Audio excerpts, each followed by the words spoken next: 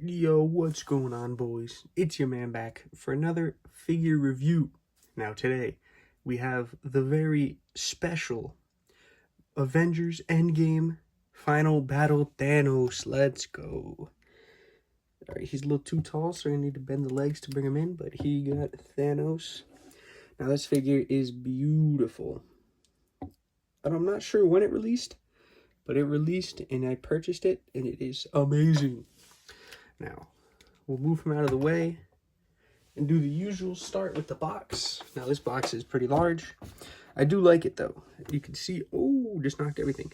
But as you can see, got the nice Thanos on the front, Avengers Endgame. It's all got this nice gold trim all around it.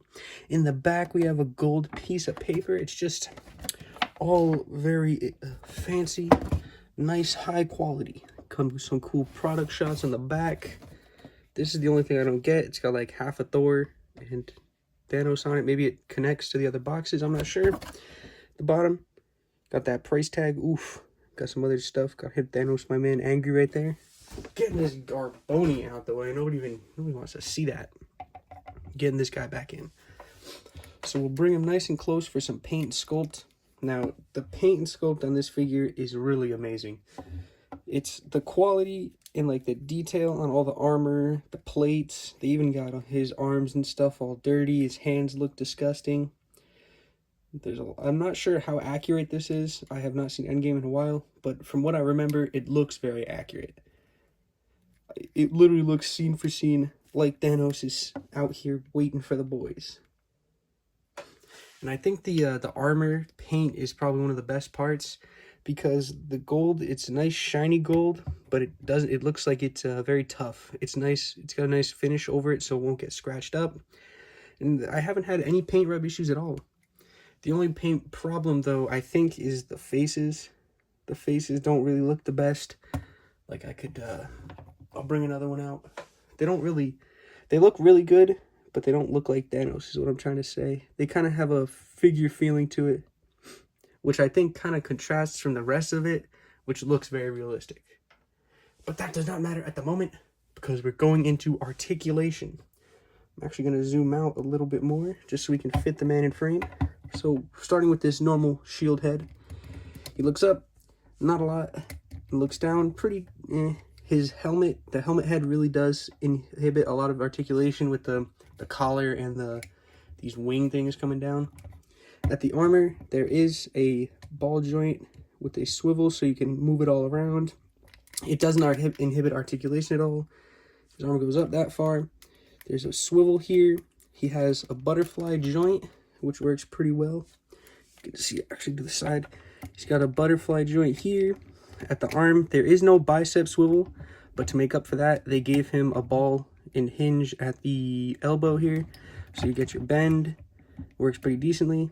You get a nice swivel, and watch out for that. These armor pieces are a little too much to go all the way around. And the ball, there is a ball on it too, so you actually get even more movement with it. So the articulation is really good. And I don't have the original Thanos, but just from looking at it, it seems like they fixed the articulation a lot, because this one, the original one, didn't have any bicep swivel. It was a double jointed elbow with no swivel, so I'm not sure if it had it, but I don't think it did. And no bicep swivel is a tough thing. At the end here, there is just the usual hinge. You can change it to get different directions and everything, but it does actually pull out. It has one of those Super Saiyan 4 figure-rise pull-out joints, so you can get better articulation with it, which I'm not sure what Thanos would need to punch like this for. But it is welcome with the sword, because when he holds his sword, it's kind of hard to get it in his hand without getting it hitting these little wrist wrap things. But moving on. At the waist here, there's a joint up here and a joint down here. Together, the ab crunch is really bad on this figure. That's the only problem I've been having. Back is not bad, though. Of course, at the top, there's a swivel, and at the bottom one, there's also a swivel. So you can go all the way around. You can get your pivots with it. You can get your movements, your forwards and back. It's a pretty decent ab design, but I just wish they would have made a little more crunch, because sometimes if you have him getting hit or sitting on the what is it, pipe, he doesn't really crunch over enough, but it's still not bad. Now, his legs, which have probably the best articulation, which I think you can see they kind of gave away Sculpt for articulation, but I could go with it on this one. The legs come forward unbelievably far. They go back just as far. They come out to the side straight. His little cloth thing here is very more movable, so none of the articulation gets inhibited by it. There's a tiny bit of a thigh swivel at the top. There's a double joint here for some decent leg movement. No swivel at there. A little bit of movement, but I don't know if that's on purpose. At the foot, there is an ankle pivot, of course. It's just a ball joint, so you can move it forward, get some more forward, or you could pull it out and get some more back. Then at the toe, there is a nice little hinge. And I think the articulation on this guy is really, really good. For the size of him and for the armored look, I think they did an amazing job getting articulation well. Does he look goofy? It does, but it's fine. So now, this is going to be probably the longest part of the video, is just going through his accessories. He has just so many. I'll move him out the way, and we'll begin with his armor pieces. He has more armor to put on. It's all damaged and stuff. The only problem with this is I'm not sure how you're supposed to get it to clip on, like pulling off that piece.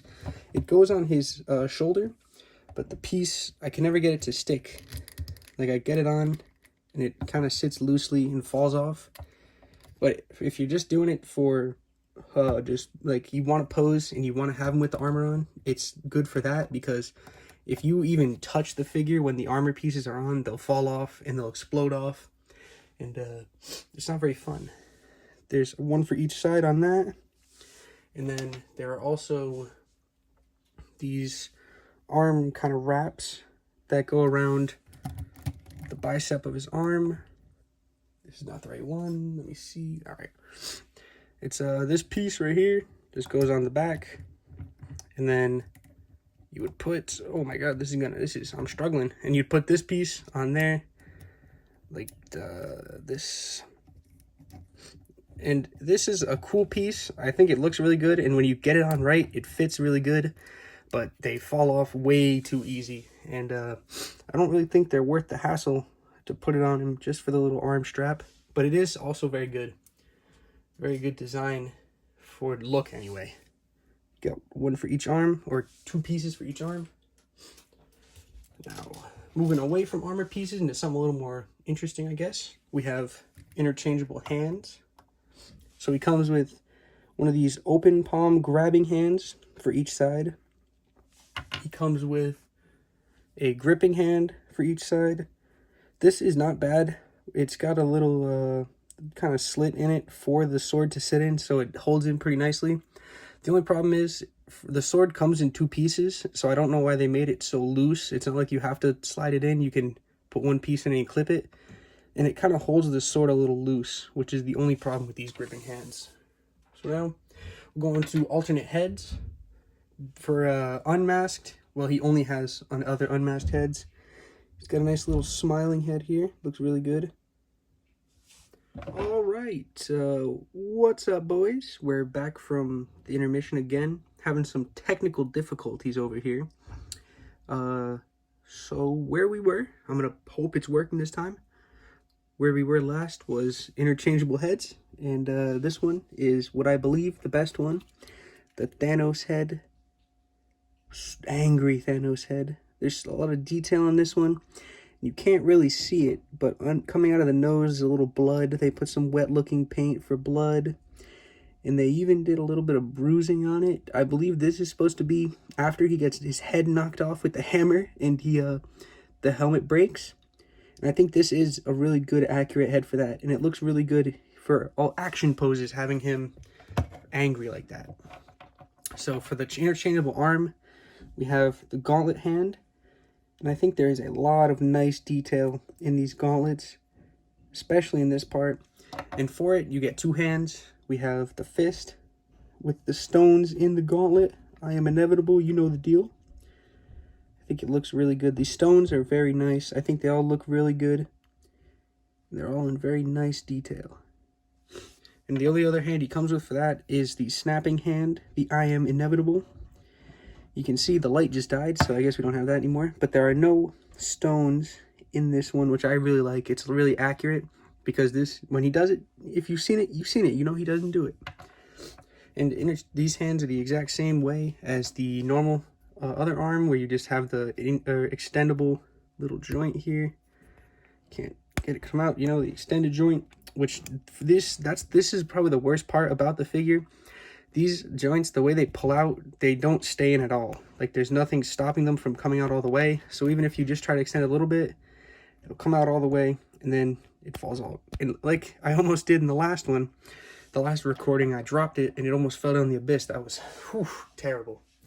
And one last thing I want to do for heads is show that with the armored Thanos head, you can pull off the armor, take his head off here, put it back in, and then you can have just the empty helmet. And that goes along with his next accessory, which is his big, fat, double-bladed sword. Now, I think this looks amazing. The original one, the sword it came with, looked terrible. It was a terrible figure, I believe, from what I've seen. But, oh, I think this sword looks really good. It comes in... Oh, just knocked over Thanos. But it comes in 2 pieces, and you just got to line up the peg. And it pegs in just... Oh, don't want to break it. Just like that.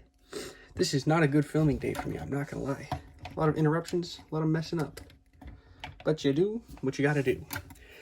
So the blade looks really good. It fits in this hand. You would usually just pull it apart. Ooh. Then you can just slide both pieces in, and they fit nicely. I think the hand could have been a little tighter around the blade because it's a little loose. And sometimes when the blade's in his hand, it looks like it's flopping around in the hand, not like he's actually holding it, which I do not like. Now, the next accessory he does come with to go along with the sword is this rock right here. It's a little rock with a slit in it. The detail is pretty good. They could have put a little more shading and stuff on it, but it looks good for just this random rock accessory. And with the rock, you put it there, and you take his sword, and you can stick it in it just like what he did in the movie. And then you can take the helmet, and you can put it right on the sword. Gotta do a little something like this. Get it in the crease, and there you go. I think it looks really good, and it stays on there pretty decently once you get it. And it fits perfectly with his last accessory, the pipe. Now, I think this pipe is a great accessory. It looks really good. There's high detail on it. Even on the inside, you got some detail of some goop sitting in there. Got this stick leaning up against it. I think the detailing looks really good. The paint also, again, I feel like they could have put a lot more rough on it, like a lot more beat up roughness, because they're outside the exploded Avengers compound, so you'd expect a little bit of death and destruction. So we'll put this other head on him, and then you can see right here, he can do his iconic pose of sitting, waiting for the boys to arrive, with his sword to the left of him. Now, I think this is the best part of the figure. Once you bring everything they've given together, I think it makes just a great, you can kind of set a scene up with him. You could, if you had the rest of the the people he fights, you could set up the whole fight scene at the end of Endgame. It would be amazing, and it actually looks really good. Now, getting this stuff out of the way, because of course we got to get through some comparisons here. So, yeah, this is gonna be a little intermission. So, how you guys doing today? How you doing this nice? It's getting filmed on a Thursday, beautiful Thursday. How was your Thursday? If this doesn't go up on Thursday. All right, intermission complete. You may now return to your normally broadcasted program. So, with Thanos here, we'll do the more normal comparisons first. We have Marvel Legends Quantum Suit Captain America. And then we have SH Figuarts Infinity War Captain America. And I think he scales just pretty much perfectly with these guys. I think about up to bicep or shoulder is a great height scaling for Thanos because he's just huge. He's got the width already, so it's not even like they need that. And if you really want weight, this figure is hefty. He's got a lot of weight to him. So you could literally just kill this figure with this one. Have fun with that. But I think he looks really good with other Avengers figures. I'm also sorry I don't have any other Endgame figures to show him with other than that Legends Captain America. But we do have some more random stuff. We have the Walmart exclusive Marvel Legends Thanos. another Walmart exclusive in Lefty. And I think he definitely looks way too realistic to kind of fit on a shelf like that. So I'd say in terms of, like, if you have an Endgame display, 100% this figure would be the crown jewel. But if you're just buying it to throw in a display, I wouldn't. I'd say if you really want Thanos, because he doesn't really fit with the rest of these. He's way too high quality, way too nice, and I think he sticks out for it. But that's probably what you want, because you want him to stick out. But now moving these two lamos out the way, and I'll bring in some more randos. We've got GameStop exclusive Jason from NECA, and then we have the movie Venom. These are just some random comparisons. This is just so people can get a nice little scaling of them. No matter what figure you got, we're just putting anything. Then for some final comparisons, got this dude, Symbiote Spider-Man. Let's go. Yeah, the more I kind of put different figures with it, it really does stick out more and more. So unless you like that and you want Thanos to stick out among your display, I'd say you can get him. Other than the serious price tag, this is an amazing figure. Getting these guys out the way. And now doing my actual final thoughts section. I can say, I can secure it 100%. This is an amazing figure. Now, the only problem with him is the price tag. And if you can block out the $150 price tag, this is a must buy for any Avengers fan. And even just Thanos fanboys. Shout out to Thanos Time on Instagram. Shout out to him. He's my home dog. We never got to do our collab, but I'll keep going. Now, thank you guys so much for watching. 100% amazing figure. I'm really still blown away. I can't even believe how good it is. When I bought it, I was expecting, usually when you purchase expensive figures like this, you're hoping for the best, but there's always that little bit like it could be terrible. But I can confirm, even with a little bit of flimsy armor, this is an amazing figure. So thank you guys so much for watching, and I'll see you next time when I do a little sneak peek. Mezco White Mysterio. Don't leak it. All right, thank you guys so much, and I'll see you next time.